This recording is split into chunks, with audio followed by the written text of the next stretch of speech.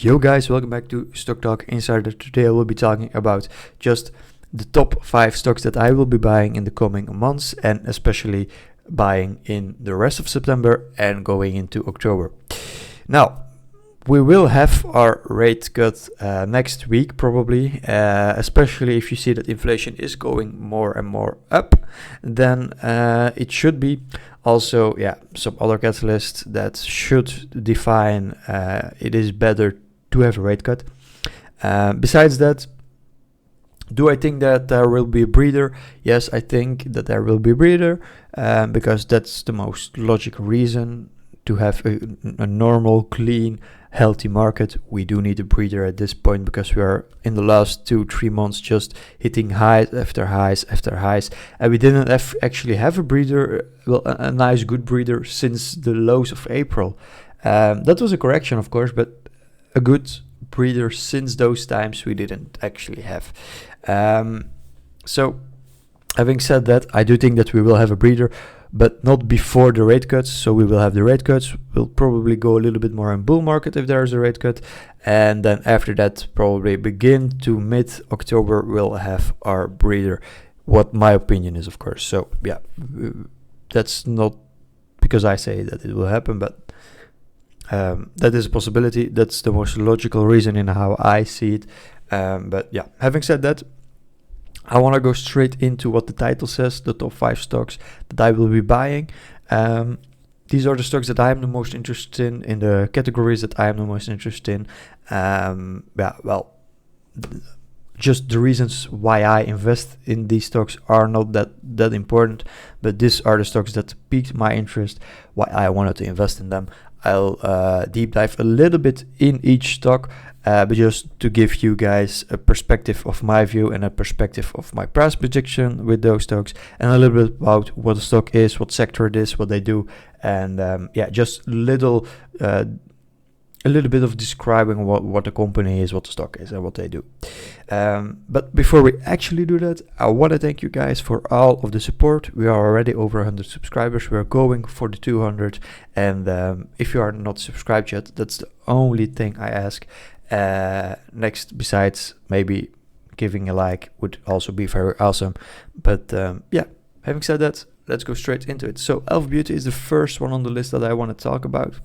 I'm not going into all of the... I'm not going to go in all of the details like technicals or something. I just want to have a visual of Elf Beauty in the chart, and I will set it at 1 year and with the moving day averages of 100 and 200 and the 50. So Elf Beauty. Elf Beauty has been one of the fastest growing names in the beauty industry. What sets them apart is their combination of affordable prices with high quality products and an incredibly strong connection to Gen Z consumers, especially through social media platforms like TikTok. They've consistently delivered double-digit revenue growth and are expanding into skincare, which is a higher margin category. Partnerships with retailers like Target and Ulta also give them strong shelf space in the US, and they are beginning to scale internationally. At today's price of around $135, my price target for the stock is that we are going to $200. Represents about 33% upside. So having said that, we do have some risks. So competition from giants like L'Oreal, but I believe Elf's brand positioning and social media dominance keep them in a unique lane. Talking about honest, to be very honest, so also putting them on the 1 year chart. The Honest company, co-founded by Jessica Alba, focuses on clean, sustainable products across baby care, beauty, and household categories. The company struggled early on with profitability, but things are changing. They've shifted heavily into retail partnerships with Target, Costco, and Walmart, diversifying away from being purely direct to consumer. Actually, the fault that Nike also did. They've been improving gross margins by streamlining operations. Core products like diapers and wipes create repeat sticky revenue. Right now, shares trade around and between the $4 and $5. So we are just under the $4, but you can say that we trade between 4 and 5. My chart target is $10, which is 100% upside. The risks are that it is a small cap, volatility and execution risk.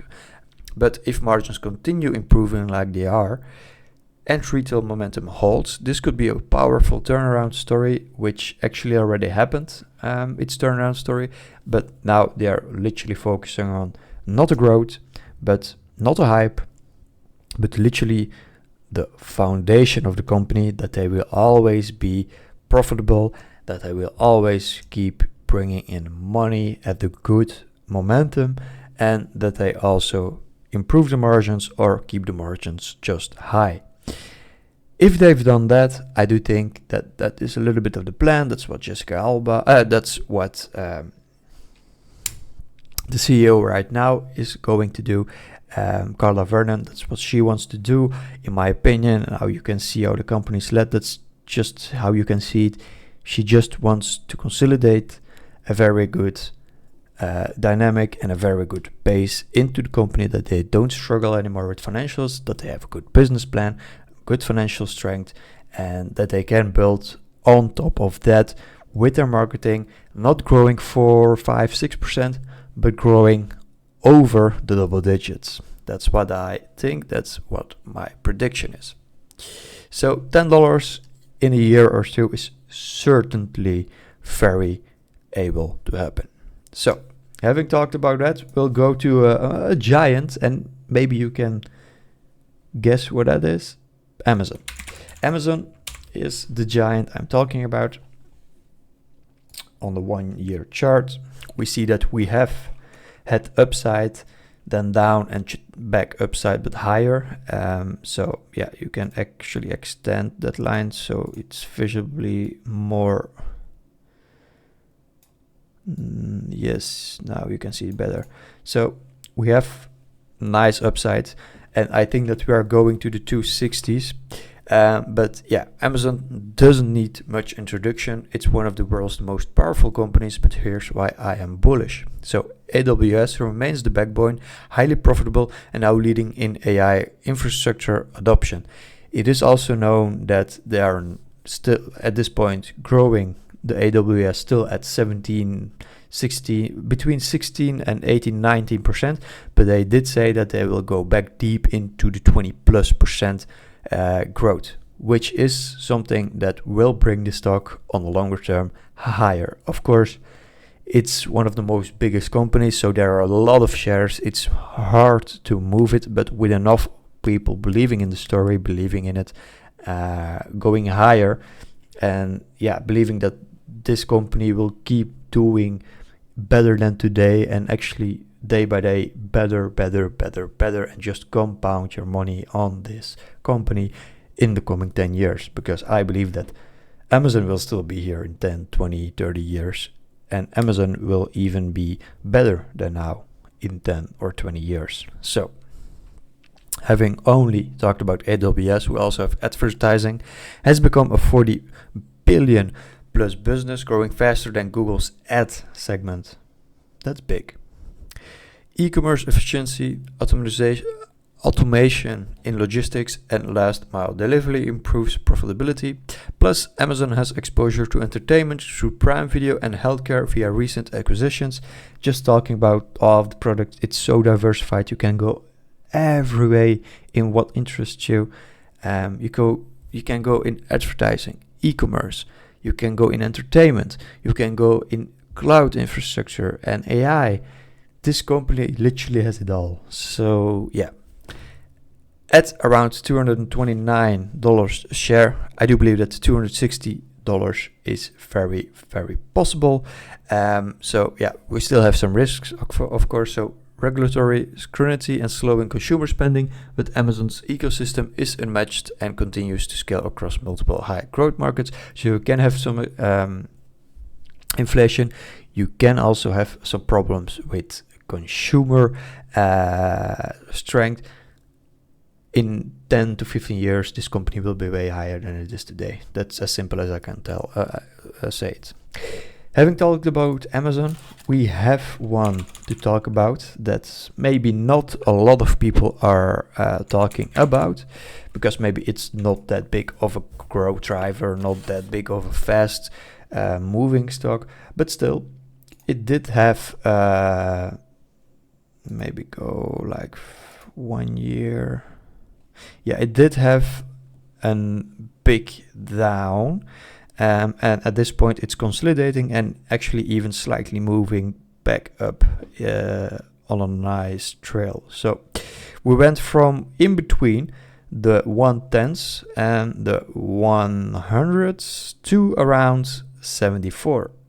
That's around the point. Actually, we actually almost got into the 60s, but at this point we're back at 80. So we had a big downfall, and Fortinet is a cybersecurity company. So Fortinet is one of my favorite cybersecurity plays. Unlike many peers, Fortinet designs its own security processing units, FortiASIC, giving it performance and cost advantage. The company is well positioned for cloud security and SaaS adoption for enterprise move workloads of Perm, expanding into network security services with a subscription-based model, increasing recurring revenue.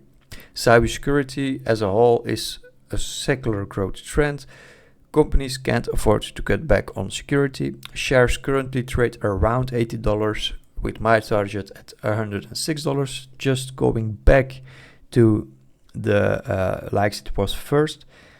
So you see that in the last years it did actually make a very nice upside, but it is known that cybersecurity will be one of the most needed things in the world if you see at what all of AI is doing and how it's growing. So it does need to be stable, and it does need to be secured and safe.